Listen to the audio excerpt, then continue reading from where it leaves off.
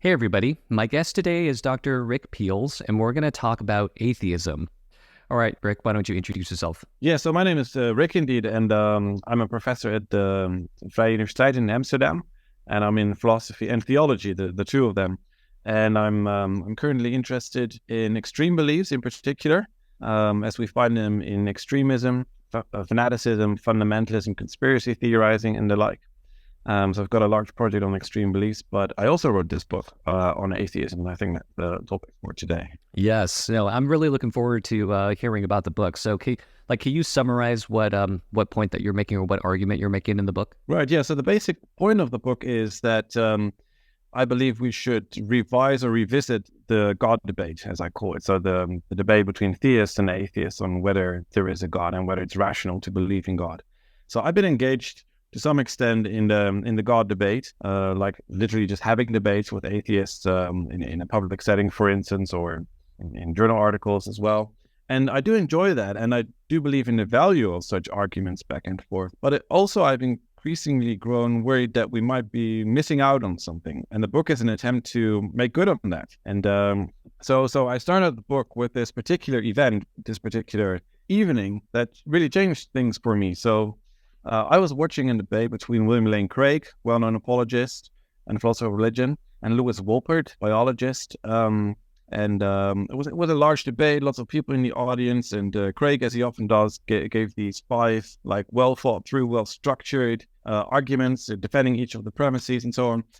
And then Wolpert came to the scene and did something very different, and the audience seemed to love it. And I thought, what is going on here? So I kind of rewatched that a couple of times, and it struck me that he uses terms like, "Excuse me, I'm sorry to say, I'm sorry to disappoint you, but here's the truth." And that started my thinking process on what is going on in the debate between theism and atheism. And I now believe, so the basic point of the book, there are a couple of points, but the basic point is that so far it's been the theist giving arguments for the existence of God and for the rationality of believing God, and the atheist criticizing that. And I think that needs to change. And one way it needs to change is that lots of things we believe in life are not based on arguments, right? And are yet perfectly rational. That is true for religious believers, but I believe also for atheists. And I'm interested in what drives or motivates atheists, what those non-argumentative motivations are. So that's one big point in the book. So based on a scrutiny of biographies and videos and debates and so on, I kind of list those motivations and explore them. And another important point of the book is that so I'm not particularly convinced by most of the arguments for atheism. I don't think that, but I think that often theists, once they feel they have shown that there's something wrong with the argument, so it's not deductively valid or one of the premises isn't true, they kind of give up on those arguments altogether. And I think there's usually a lot that religious believers and atheists alike can learn from those arguments. So these are just two examples of how I think we ought to change the debate and push it in a new direction. And particularly maybe in our polarized times, right? It's like public, like a public fight, and people pick and choose their side, and we leave as convinced or even more convinced than we already were. And I think debate should be about learning something. So that is the big purpose of the book, really. Yeah. Thank you for that. And it sounds really fascinating. This topic is personally relevant for me because I did not grow up religious. It was a secular household, but I did my PhD in St. Louis University, which is a very religious school. And it's a Jesuit institution, actually. And the philosophy department is actually very religious. And it was my first time being exposed to just like intellectual Christians, right? Like the people who knew what the arguments were. And I found those conversations to be quite fulfilling. I kind of want to explore one of the points that you made, which is like, a lot of our beliefs are not based on rational argument. But it doesn't make it any less rational for us to believe it. And you think that this also applies to the atheist. That is true. So just by way of an inductive argument already, like I believe in democracy, but not based on a whole series of arguments. I believe in an external world. I believe in God and things like that. Equality of men and women. I can try to provide arguments for that. And I think there are good arguments for that, but I don't believe them primarily on the basis of arguments. And I think that holds for most big things we believe in life. So if that's the case, why would things be different for the atheist? And then, of course, there's the actual empirical evidence that I've been able, I think, to unearth in this regard. So do you think that there's just some spectrum from like soft to hard beliefs, and that I would say the vast majority of people have a collection of a combination of these type of beliefs, like a belief in democracy, let's say, I mean, I would say, yeah, if you were to ask me, I'm like, yeah, okay, yeah, I guess I support democracy, but, it's like a soft belief. Like, but if you could give me evidence to show that that there was a better system of government, and, I feel that I would be able to be convinced, So it's more like just like a leaning. I just kind of lean towards that side, right? Right. And you think that religious people just kind of lean towards in the existence of God? They just kind of, or do you think it's more like a hard belief? Right. So the case of democracy is also interesting because I don't think most people base that particular belief on arguments, even though you might try to convince them. And maybe you could even if there's like a complex set of arguments, but there's a difference between basing something on arguments and being willing to revise your view once there are good arguments to the contrary, right? So I think people in the West, for instance, are naturally inclined, or maybe culturally inclined towards democracy. I think that's the better term there. So I'm slightly hesitant to call these things soft or hard beliefs, in the sense that something cannot be based on arguments and yet one may be very certain of it, or it may be very central to one's belief system, right? There may be a strong leaning, as you call it, that way. So, right. And it also may be highly rational, like my belief in the external world, for instance, that there is an external material world that we can know to some extent, not based on arguments, but very, very hard to defeat that. Right? Yeah, I mean, this is not how people behave, but this is how I wish people behaved. I wish people's confidence in their beliefs correlated with, how much they've thought about the issue, how much they know about the issue, how much, they've researched about the issue. And I think commonly that's the inverse, right? There's an inverse correlation. Quite often I agree. And but is it good, I think, to acknowledge that there are different kinds of evidence? So there is just argumentative evidence, but also experiential evidence, for instance, or intuition maybe, or some sort of making sense of things, coherence. So different ways or different factors can contribute to the rationality or fittingness of a belief. Yeah, no, I think that makes sense. There are different types of evidence. Yeah, absolutely.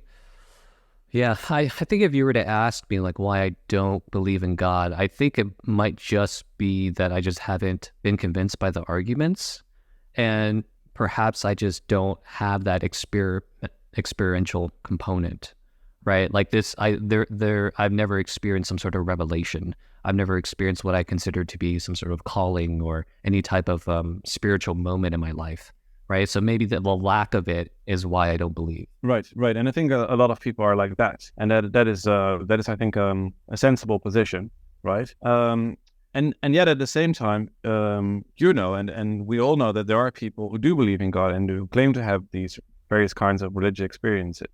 So that is something challenging for both atheists and agnostics, I would say, right? Unless one is willing to say that as so many atheists would, that all people having had those or claiming to have had those religious experiences are somehow, I don't know, suffering from psychopathology, for instance, but I guess you wouldn't be willing to make such a bold claim.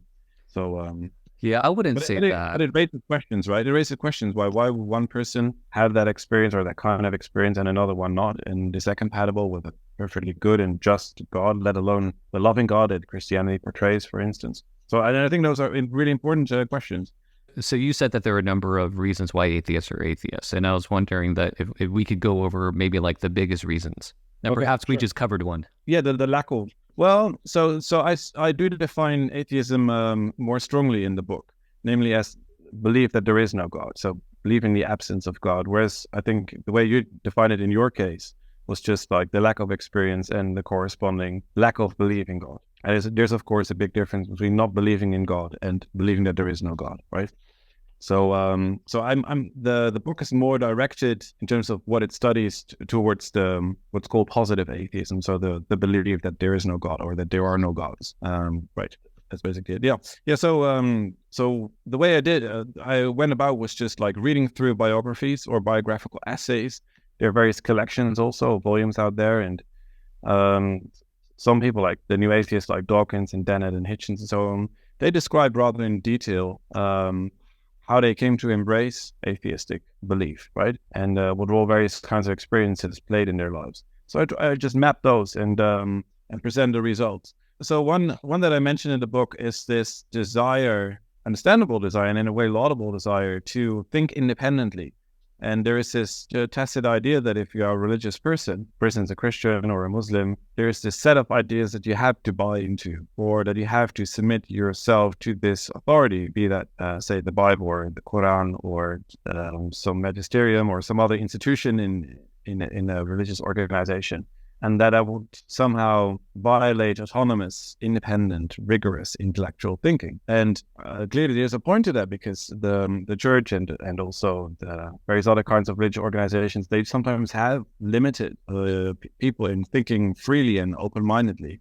Or not just limited, they persecuted people for doing that at times, right? So I perfectly understand that desire, and I think it's in a way a beautiful desire. And I see how that can motivate atheism. So I give several quotes and examples of that in the book. Yeah, I guess I'm not entirely sure like why that would be an argument in favor of atheism, right? Because that is just how the church has behaved, or a particular denomination has behaved.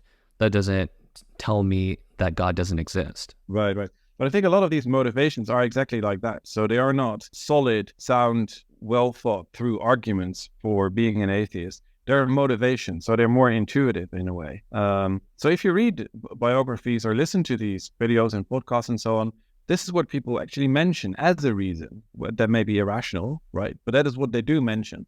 So I do point out in the book that I don't think, like you do, you agree with me on this one, that is not a good reason to be an atheist. Right. So I point out why and agree with you on that one. And I give examples of where religious institutions have actually encouraged rigorous and independent thinking. And also I point out to limitations to independent thinking. So independent thinking is great. And yet at the same time, a lot of what we believe is based on the epistemic testimony or civic authority of other people, like science, for instance, surely is, right? So thinking too independently ruins your intellectual life, I would say. We need others, not to blindly accept what they say, right? But I find that interesting. And if that's what motivates people to be an atheist, then you can discuss these arguments for and against God endlessly, but you should really tackle this underlying motive, if that makes a difference. Yeah, that makes sense. I wonder, for those who identify as atheists, like if you were to push on them, that they turn out actually not to be, this positive atheist as you define it, right? They might actually be like where I'm at, which is like, I just really don't know. And I just haven't seen it. I haven't been convinced by the arguments, and that's just where I stand, right? Right. Yeah. I perfectly see that. And so for the sake of just like conceptual clarity in the discussions with people, I like to say, if you don't know, you say might be that there is a God, might not be that there is a God. Let's just call you an agnostic, right? But if you are actually convinced that there is no God, let's call you an atheist, and let's also explore that position. And there are millions of people who are atheists in this stronger sense, right? So I think nowadays in many Western countries, the agnostic group is larger, right? But still there are numerous atheists. And of course, if you are not just an agnostic, stronger than an agnostic, namely this positive atheist, you might be driven to try to convert people to that view. And that is exactly what the New Atheists did. So they've been way more vocal than a lot of agnostics out there. Yeah, I mean, I feel like they might be more vocal because they're positing a much stronger position, right? They're not positing a position of ignorance, which is what I feel like I'm doing, right? They're saying like, I know this, I know claim X. Exactly. And yep. You should believe claim X. Whereas I'm saying I don't know claim X or Y. Right. But I mean, agnosticism can also come with certain claims. So there are agnostics out there who would say, I don't know whether there is a God or who God would be if there is a God. And nobody can know that in our situation. So both theists and atheists are wrong in the sense that there is insufficient evidence for their position. We should all be agnostics. That's also an option, right? So even though the agnostic can be vocal. Yeah, that was actually the next point that I wanted to get to. Yeah, so no problem. So do you think that given the evidence, it is just more rational to be theistic than to be positive, atheist or agnostic? As like, are you willing to make that claim? So I kind of bypass that claim in the book, right? Okay. I don't try to take a position on that. If you ask me personally, I think the public evidence, so to say, for available to people who have sufficient resources, like can access science and all knowledge that is out there, I think it is certainly rational to believe in God, and more rational to believe in God than not to believe in God, I would say.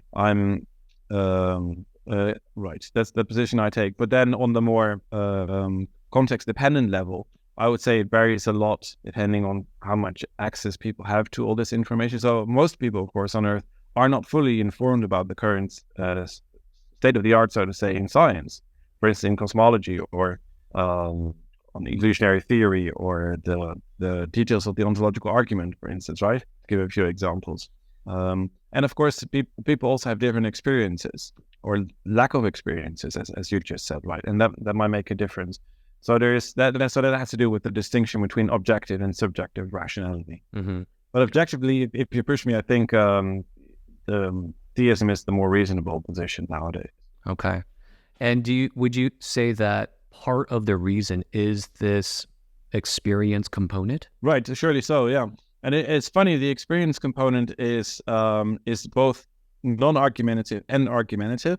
So the non-argumentative part, of course, is that millions or hundreds of millions of people on Earth have these experiences, like themselves or within a community, mystical experiences or experiences in prayer or in reading or aesthetic experiences, things like that, or just hearing a voice, or feeling forgiven, things like that.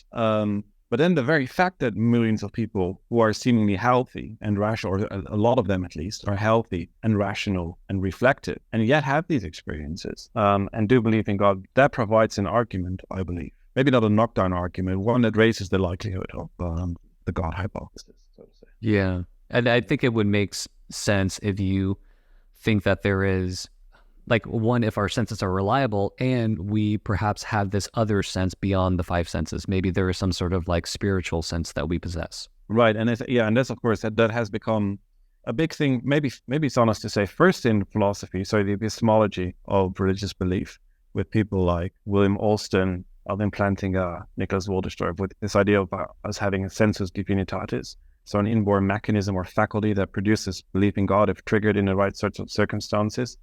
But of course, then over the last, 10, 20 years, maybe in particular, we've seen the rise of the cognitive science of religion, which more empirically or partially empirically studies religious belief, intuition, and experience.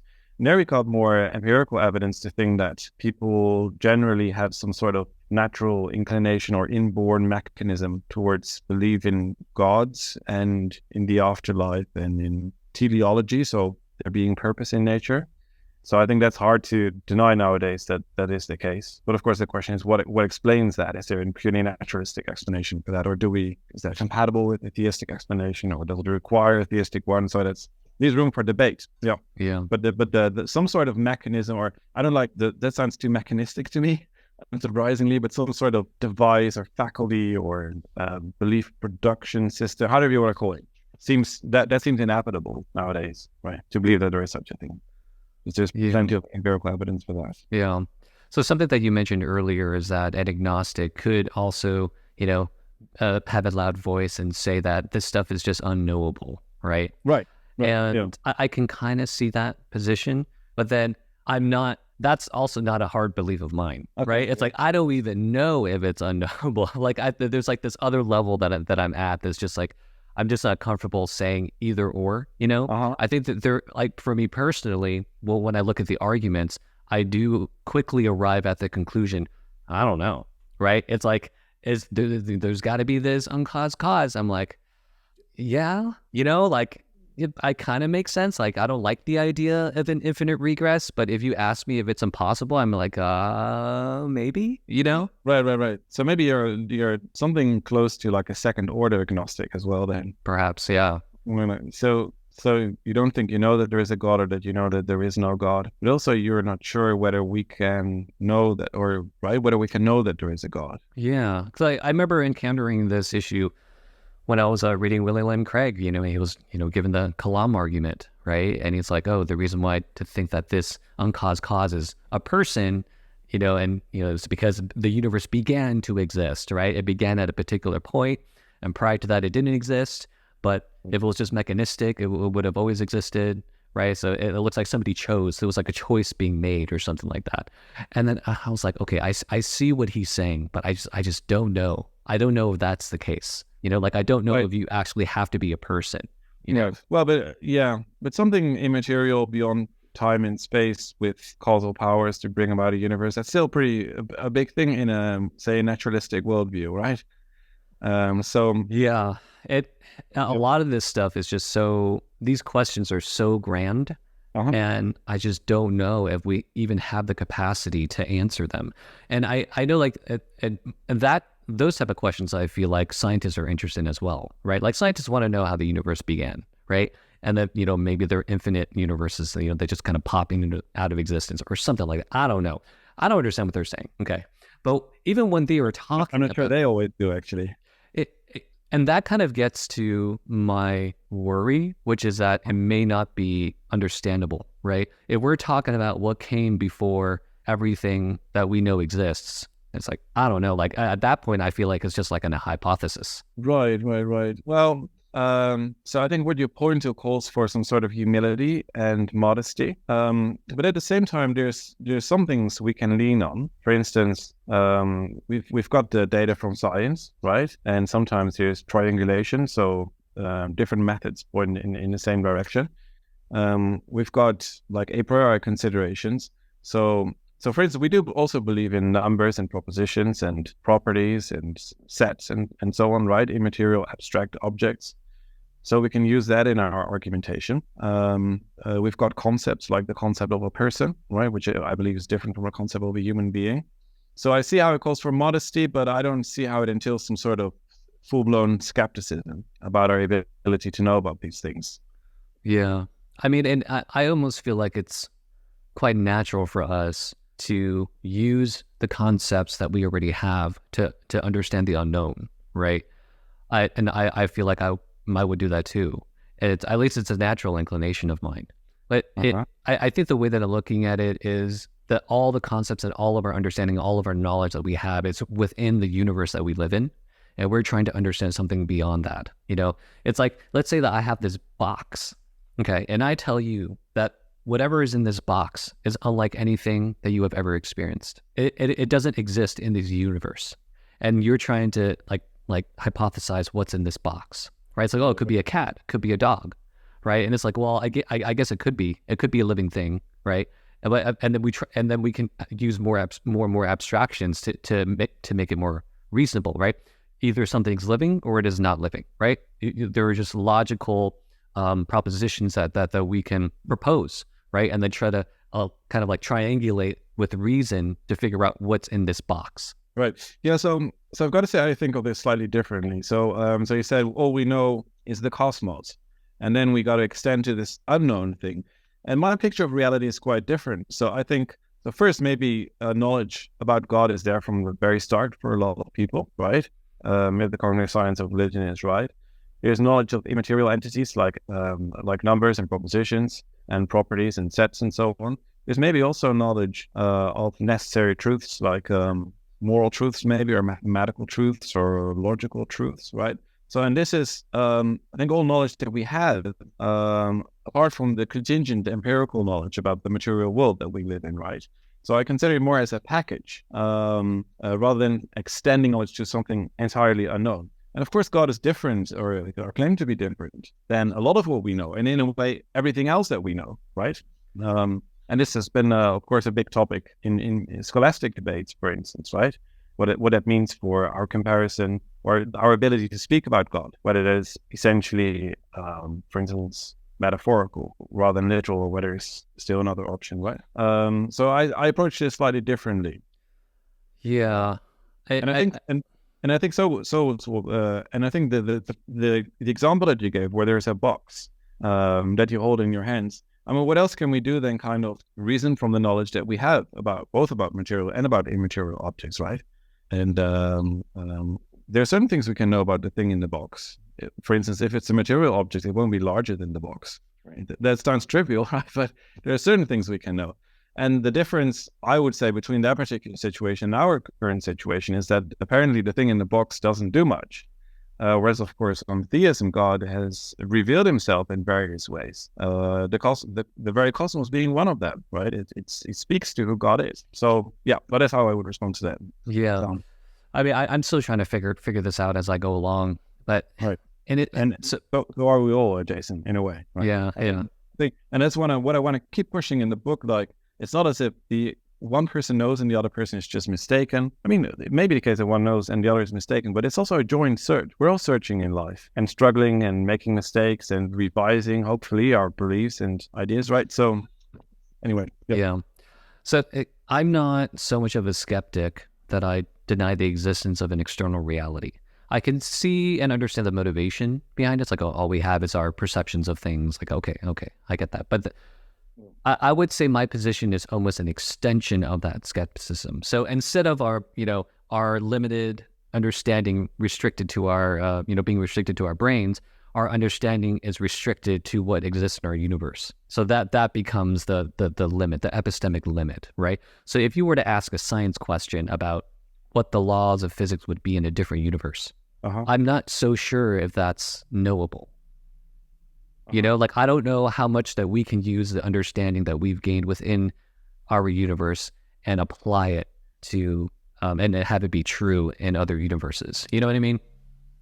Right. But I mean, so would you deny modal knowledge altogether? So both in science and in philosophy, we think we know a lot about how things would be if they were different, that we know counterfactuals, right? So scientists make claims about whether stars would arise if certain laws of physics or constants in the laws of nature were different, right? And I think those are relatively uncontested sometimes, right? So, and I think I know facts about the world that are not actual, but would be actual in different, right, situations. I know kind of factual facts about the world, I think. Yeah. I don't know what I think about that. I think I'm willing to grant that we do have, modal knowledge. I guess I'm just not sure how much we can understand something outside of our universe if all of our understanding of the external world comes from within this universe. Right. Like, Yes. like what can you tell me about another universe? You know what I mean? What can a scientist tell me about another universe? Right. Yeah, but of course, with another universe, it's so usually it's, I think, thought that those other universes, if they exist somehow, right? If you embrace this model, they're spatiotemporally isolated. That other one is from ours, right? So there's no way we can access that universe. So, but it does exist, and it is a material thing. Whereas the idea, I think, in the case of theism, is that God is an immaterial object. That is the very reason why there is the universe, right?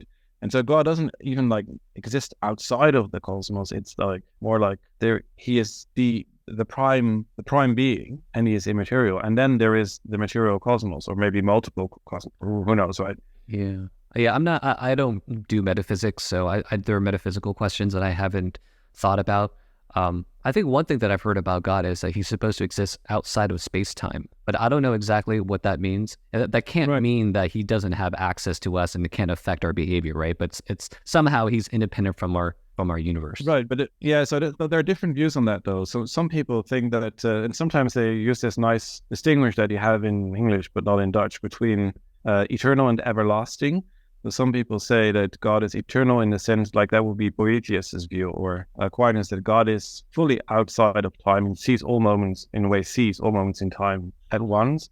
Whereas on the everlasting view that, for instance, Nick Wolterstorff embraces, God is in time, not once there is time, and he has always existed and exists and will always exist, right? But it's not now that there is time, he's no longer beyond time.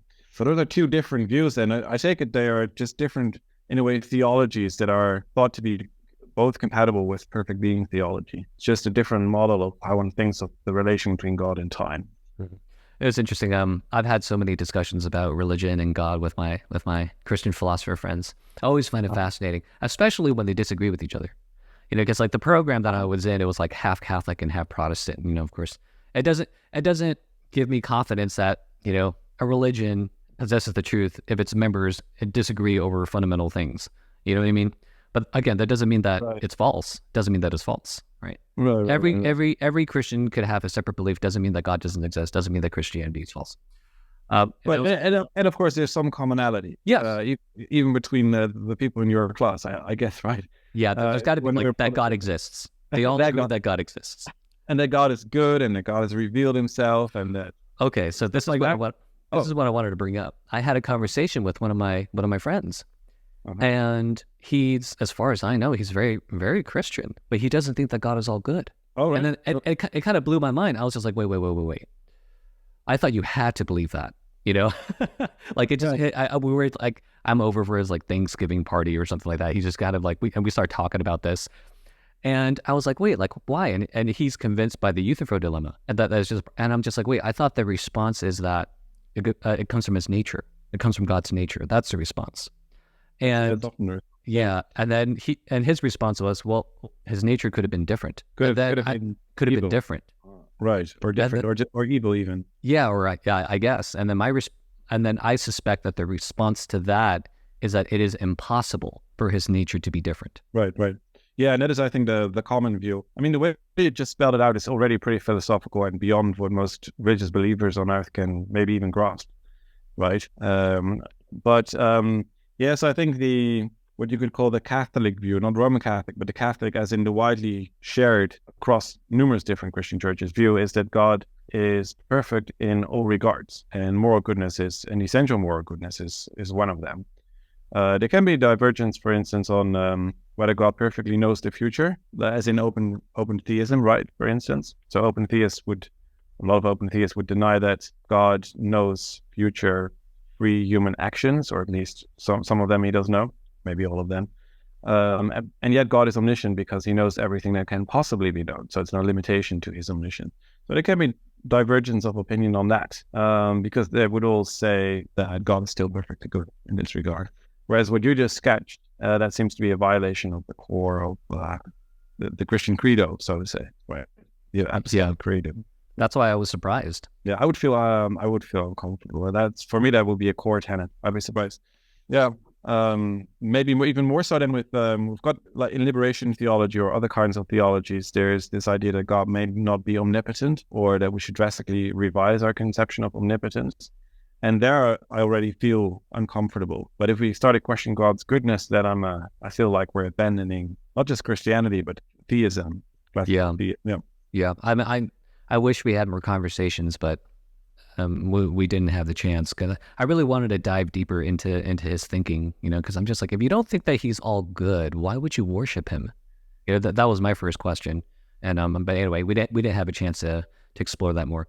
I was hoping to hear about another motivation that you think atheists have to be atheists. Oh, right. Yeah. So another motivation is, for instance, that one can experience some sort of moral repugnance, as I call it, either at certain alleged actions of God, for instance, described in the Bible, in the Old and New Testaments, or a moral repugnance at the way Christians behave or other religious believers, or maybe the faith or other holy scriptures, right?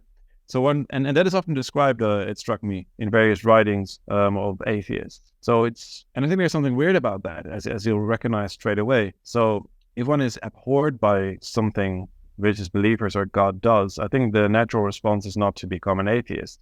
Maybe, as you just said, right, about this friend of yours, maybe God is evil in some regard, right? So we wouldn't embrace the classical conception, the perfect being conception of God. So we would abandon that, but it would still be God's, for instance. So immaterial beings having created the universe, right? So it's no proper justification for being an atheist, but a good and perfectly understandable reason to not want to have anything to do with a particular group of people, for instance, right?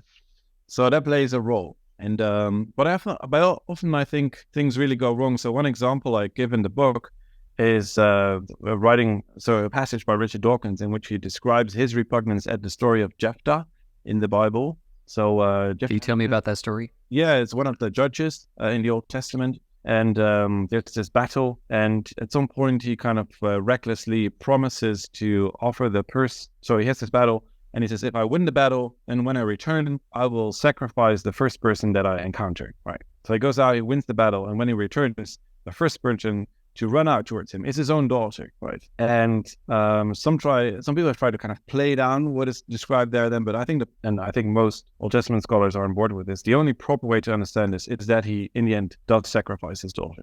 A horrendous case, right?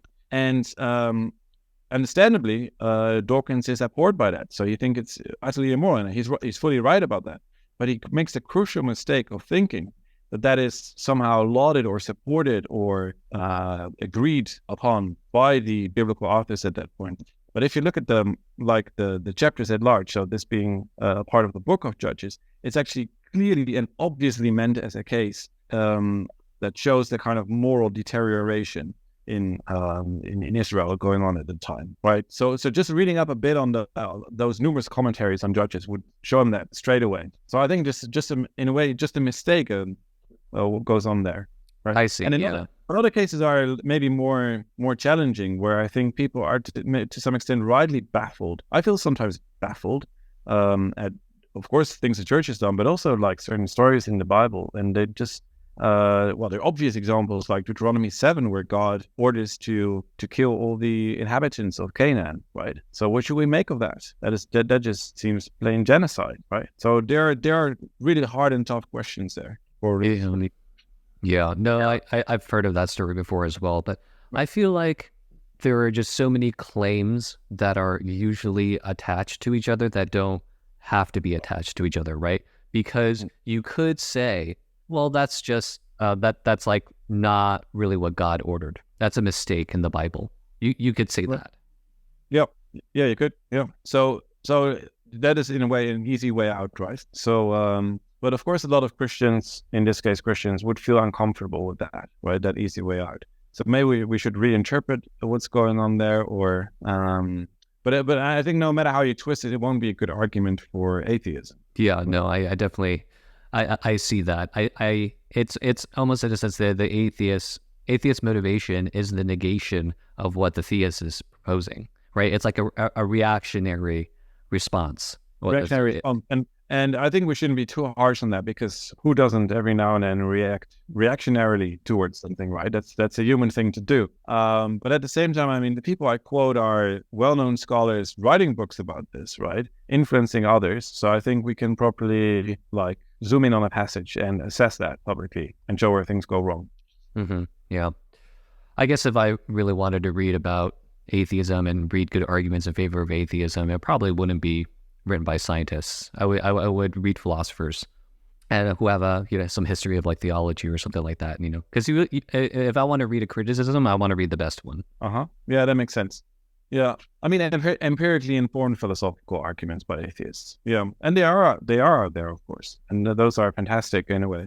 At some point, they become too technical for most people, and that's one of the challenges, right?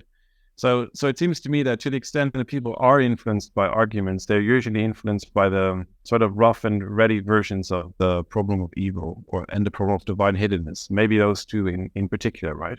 More so than the somewhat more superficial arguments like, well, if we look at the percentage of Nobel Prize winners and count the atheists and the religious believers and that sort of argument, right? Mm-hmm. Yeah. I almost feel like that a reasonable position is to say that religion is a product of human beings just trying to understand the world and having some sort of emotional support, because and this would partly explain why it's almost universal, or at least in history, because I feel like it's a part of the human condition to have certain fears and to want certain reassurances, and also to want to have some sort of guide on how to live a good life and how you don't raise your kids. I feel like that's just part of the human condition. I personally am afraid of death, know, and I want God to exist. I really do, because I don't want there to be nothing after I die. Right. I mean, yeah. So a lot of people have, so you're not the only one fearing death, of course. There are also those people who would not want God to exist, right? There's in debate nowadays in philosophy whether we should want God to exist, even apart from whether he does exist, right? Why would they not want God to exist? Well, I mean, they give various reasons for that. They might think, for instance, that it would be so if God exists, for instance, the situation is that there's a person who created the entirety of reality, right? Who's maybe the source of moral obligation, things like that. And you might think that is not an ideal situation. I mean, people can give, right? Or maybe God has infinite value in comparison with human beings who are finite, right? So there are various considerations why one might want God not to exist. But going back to your earlier point about the explanation of why people believe in God. So there's, of course, a whole field, and some people So your response was, well, like it's more an affective phenomenon. So we have to deal with our fears and anxieties, right? And but that is one way to go. Another way to go would be to say that one's chances of surviving are just larger. One has what is called a hyperactive agency detection device, right? So that is so there the idea is that we detect agency of other human beings or animals, and our chances of survival are higher when that agency detection device is hyperactive. So it detects agency every now and then, even when there isn't, right? That it just increases your chances of survival. And at some point, people start to project that, or creatures try to project that onto reality as a whole, right? And think to themselves, well, if that's the case, then there must be a purpose or agent or designer behind all of reality. But there are other explanations out there. So that in terms of groups will behave better, for instance, if they believe that God watches them all the time, right? And if they behave better, the group has more chances to survive than groups who don't believe that, right? It can be a byproduct. So there are lots of options out there. And I've been kind of thinking that lots of those options are actually compatible with there truly being a God and God using some of those mechanisms to bring about belief in him. And one final point, you may ask similar questions about why people do not believe in God or are atheists, right? You might think that it also has maybe not an evolutionary explanation, but maybe certain affective explanations or psychological explanations. And I think those are legitimate questions, but we shouldn't commit a genetic fallacy, right? So even if there is a good explanation for why they believe in God, there's still the question whether there is a God or whether there is not a God in the case of atheists, right? Absolutely. No, I completely agree.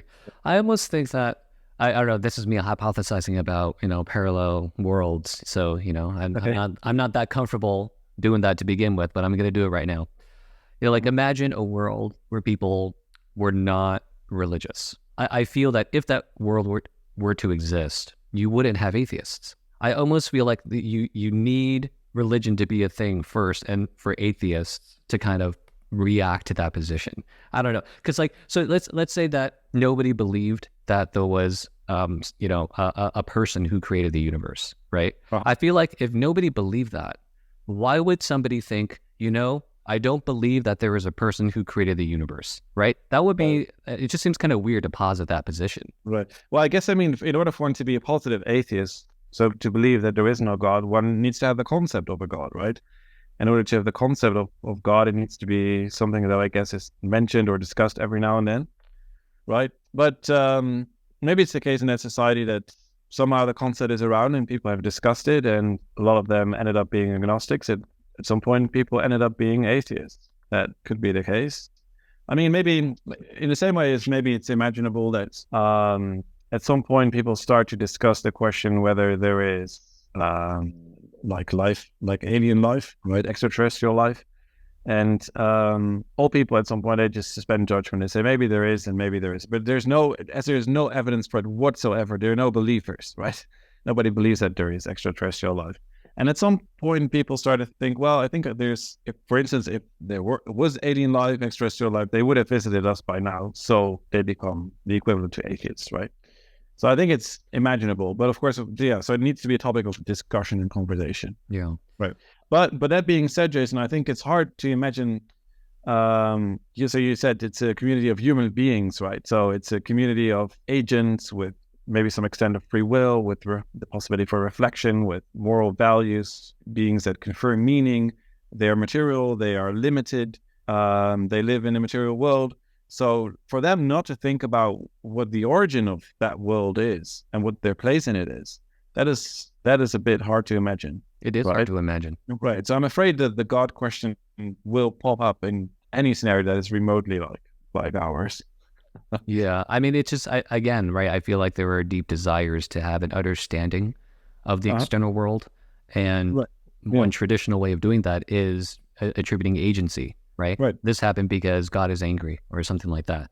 Right, Yeah, of course, those arguments become refined and they become more sophisticated and they change over time, but there's still that deep desire. Right, and that deep desire is, of course, one of the things that makes us human and that distinguishes us from animals or non-human animals. Yeah. So do you provide another motivation for the atheist to be atheist? Yeah, I do discuss things like they might admire certain heroes of them, and since like someone like Nietzsche, for instance, or Bertrand Russell or whatever, And since those are atheists, they would kind of follow in those steps, or they might feel certain aesthetic, like I mentioned, moral repugnance, but they might feel aesthetically uncomfortable with certain religious gatherings, for instance. That's another option I mentioned. So I just give a whole list in the first chapter of the book. So when I was in St. Louis, I taught public philosophy classes at this place called the Ethical Society of St. Louis, and it's basically a humanist congregation. And I believe it's the largest humanist congregation in America. And as far as I could tell, the vast majority of the attendees were formerly religious, and something bad happened. They had some bad experience, but they still wanted that sense of community, and that kind of drove them to humanism. Right. And I think that is true of other atheists as well, at least for the most part, right? Like they were religious, something happened, and now they're kind of like they almost have an axe to grind. Right. I don't know whether that's actually statistically supported. I'd be inclined that, it's a common phenomenon for people to adopt the worldview of their parents. So I think I would be inclined to think, but don't pin me down on this, that most people who are atheists, as we are speaking, the largest group among them will have parents who are also secular. Yeah, I haven't seen the data. But of course, among them, there are lots of people who have, particularly maybe in the United States, as it's quickly secularizing, a lot of them will have had a religious upbringing and a bad experience or traumatic experience even, and given up on it. Yeah, I feel like, for at least, again, I'm only speaking anecdotally, so it's not going to be as, it's less reliable. I feel like that is perhaps the biggest motivation for atheists that I know to be atheists. Right. I also mentioned traumatic experiences in the book so traumatic is a big word, right? But that can be, sometimes that's the only, like in the case of child abuse, or just becoming aware of the child abuse in the Roman Catholic Church, for instance. That is a perfectly understandable reason to not want to have anything to do with that group of religious believers, right? So I discuss examples along those lines. Mm-hmm. Yeah. There's forgot the name, but there's one atheist I mentioned in the book who says he was just driving a car one day when he heard about the bubble boy.